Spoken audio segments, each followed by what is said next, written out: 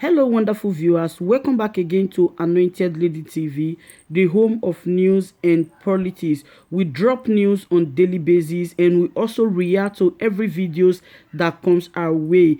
If it is your first time here, you are highly welcome. Thank you so much for stopping by and I hope to see you again. And if you are returning subscribers, I appreciate you all for your massive support. Thank you for always supporting this channel. I say may God richly bless you all in Jesus' name. Amen. I have a video to present to you this very moment. After watching, drop your opinion constructively at the comment section, like our videos and also share our videos if possible. For me to you for now is bye. The question I want to ask: has the Nigerian constitution denied any Nigerian of self-defense? And if the answer is no, that the Constitution of Nigeria has given you the power as a citizen to defend yourself when the aggressor comes on you. The question I want to ask every one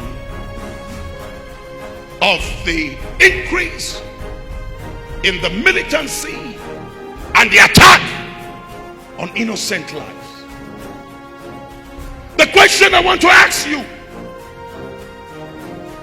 what stops you from defending yourself? Because if you don't defend yourself, you will still be killed.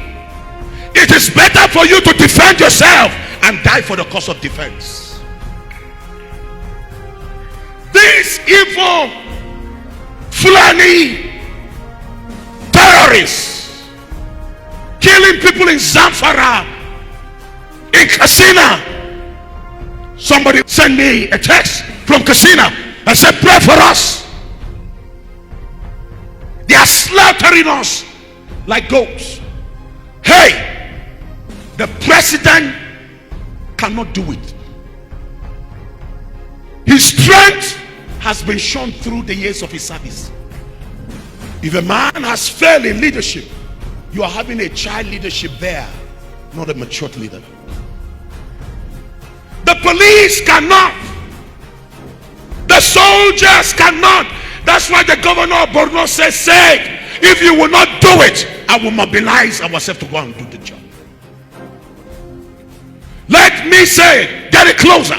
Let me say, every Nigerian, the same way the Igbos fought by improvising their weapon, it is time for Nigerians to improvise different weapons.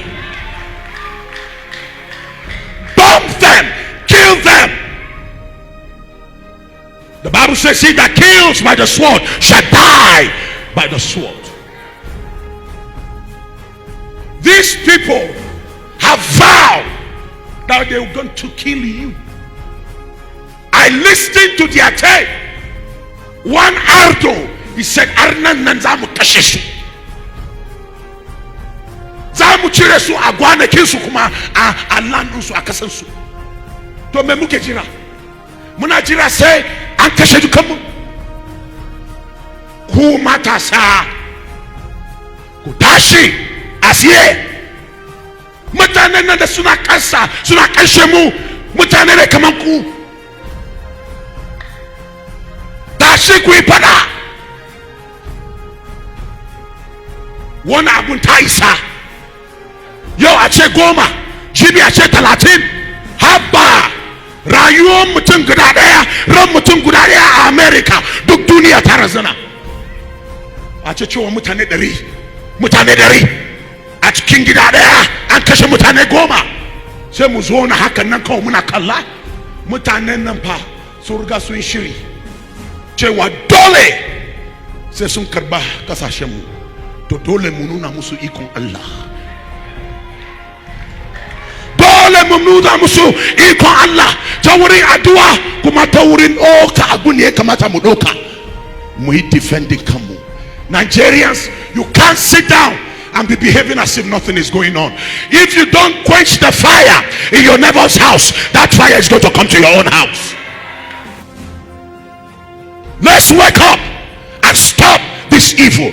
God is on our side. But remember, God will only work when we start the work. Fight to protect yourself. Life is sacred in the sight of God, and no man has the right to enter into your house to slaughter your father, slaughter your mother, slaughter your wife, and then you are having 100 youths. If it is improvised bomb, do it with kerosene. Kill the enemy. It is not a crime. God. When with this group of Nigerian strong men, this strong men and the strong lady, they have come to when Kenyatta was fighting for your liberation from the British, he was also called a terrorist, and he ran away. We, the Biafrans in Nigeria, kept him for 4 months and gave him shelter, food, drink, and everything he needed. With his son, today, your Honorable President, His Excellency. Today, our leader, we are fighting also in Nigeria to make sure we are giving, under human rights, a free referendum for the Republic of Biafra. We want to restore our republic back. You remember the Nigerian Biafran war that happened in the 60s. Fine. So our leader came to Kenya with his British passport. Winnie. Now from where he is, listen up. Say, your leader? Yeah. Your leader came to? Our leader came to Kenya on a visit from Britain as a British citizen, because he has denounced his Nigerian citizenship and he is a British citizen. So he came to Kenya. While in Kenya, he was adopted by the Kenyan security forces, and finally, after about 8 days in Kenya, he was handed over to the Nigerian security services, and they took him from Kenya on a private jet back to Nigeria. That was on the 20th or 21st of this month. Now he is in the hands of the Nigerian government, and he's standing in court today in Abuja for all sorts of cases they want to know about his name. So, which is actually a sign of extraordinary redaction, which is they did not go through the normal protocol of extradition, of anything to take him away from Kenya. Actually, the ambassador of Kenya in Nigeria has come to say that Kenya has no hand in this. But it's very unfortunate that it happened to our leader in such a form. So we have brought a letter to talk to you, sir, simply to remind you of our not so happy with what happened to him, and that Kenyan government should do everything possible within their reach to make sure that he is released by the Nigerian government. So that's why we came. So Winnie, you're my advisor. So they have presented a letter to the Yellow Nation. I think it's just easy for us to take the letter, and then we discuss it among ourselves. But we understand we'll be able to. Do you have your contacts, your card? Yeah, sure. Yes. You give your phone, your number then. Yes, I'll give you. So you can give her. Okay. Yeah, you accept the letter. Yeah, can we have a photo?